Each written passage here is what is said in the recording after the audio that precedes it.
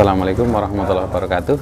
Bertemu lagi dengan saya Eka Rosyid Kurniawan di channel Obrolan Buruh Jawa Barat.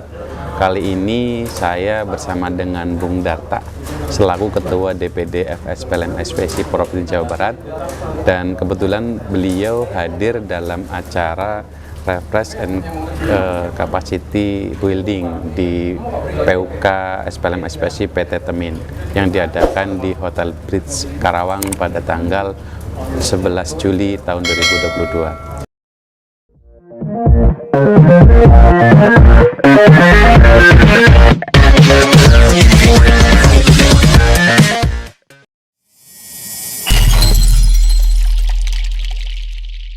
Sebelum kita sapa dulu Bung Darta. Selamat siang Bung Darta.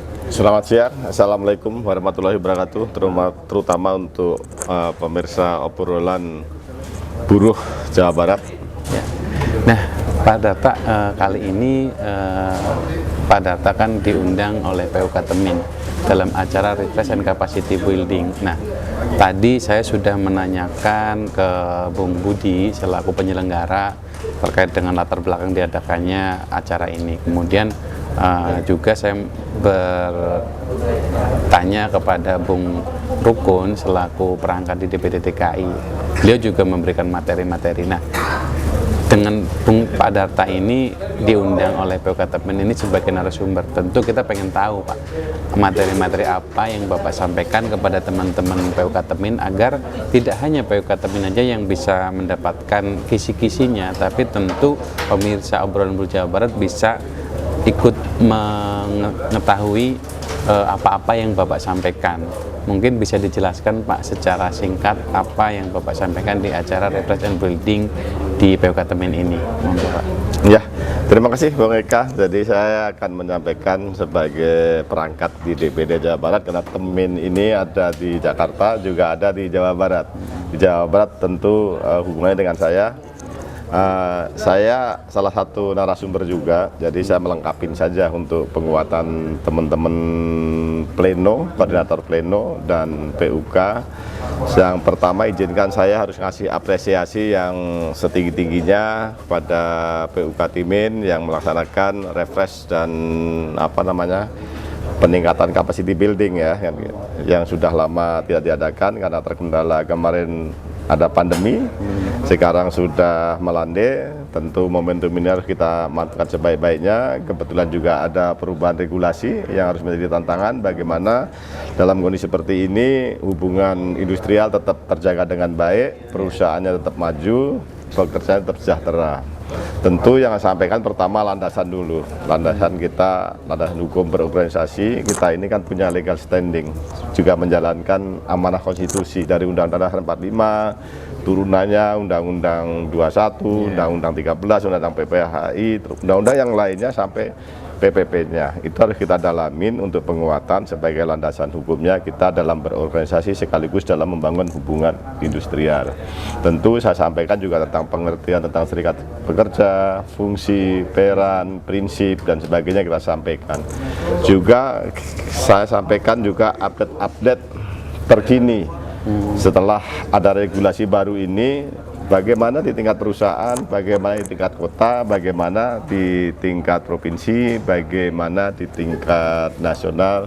Tentu bagi orang buruh ini menjadi masalah yang berat, tapi harus kita hadapi bersama-sama supaya diringan. Kita usulkan, kita sampaikan bahwasanya dalam training ini kita harus pertama meningkatkan penguatan persatuan dalam berorganisasi dan hindari perpecahan. Kemudian juga kita harus bangun kesadaran berorganisasi, pentingnya berorganisasi tersebut kan itu sesuai kaidah dan prinsip ilmu organisasi. Juga kita harus meningkatkan capacity building, juga meningkatkan kompetensi. Juga kita harus bagaimana memperbaiki hubungan LKS bipartit di perusahaan, PKB dan lain sebagainya, dalam rangka membangun kembali hubungan kemitraan, hubungan kekeluargaan, hubungan fungsional, meningkatkan produktivitas, juga harus meningkatkan kesetaraan seluruh pekerjanya, memajukan perusahaan meningkatkan kesejahteraan pekerjanya. Kurang lebih seperti itu yang bisa saya sampaikan tadi. Ya, iya. Jadi tetap intinya bagaimana kita membangun fondasi yang kuat ya Pak ya. Betul. Membangun fondasi yang kuat untuk bermitra dengan perusahaan, karena hubungan industrial di perusahaan kan hubungannya kemitraan, sehingga harapannya ketika perusahaan maju karyawan bisa sejahtera. Iya. Gitu ya. Betul. Pak Tata, betul. Jadi saya ingin training Temin ini menjadi pilot project bagi PUK yang lainnya. Kita adakan refresh dalam kondisi yang sulit ini, kita habis tertimpa pandemi, pada regulasi yang sulit ini, jangan sampai pesimis. Jadi kita kuatkan kemitraan dengan perusahaan, karena kan menurut amanah undang-undang itu pengusaha dan pekerja itu punya kewajiban yang sama, yaitu memajukan perusahaan, mensejahterakan seluruh pekerjanya. Nggak mungkin kalau hubungan kemitraannya jelek, bisa maju perusahaannya, bisa untung, pekerjaan sejahtera. Nggak mungkin. Jadi hubungan kemitraan harus dibangun. Ini kan seperti hubungan suami istri ya, gitu, di dalam rumah. Harus saling memahamin kan gitu. Saling memahamin. Cuman ini juga di perusahaan kan masalahnya latar belakangnya beda-beda. Masa lalunya beda-beda, pendidikannya beda-beda kan gitu.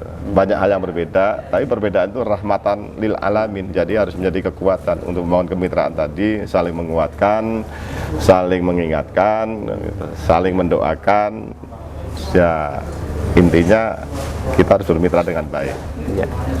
Ya, terima kasih Bung Darta atas kisi-kisi ataupun obrolan-obrolan yang tadi disampaikan. Mudah-mudahan teman-teman obrolan Buruh Jawa Barat semakin paham terkait dengan bagaimana sih kiat-kiat kita untuk meningkatkan kesejahteraan, khususnya di level PUK ya, di tingkat perusahaan.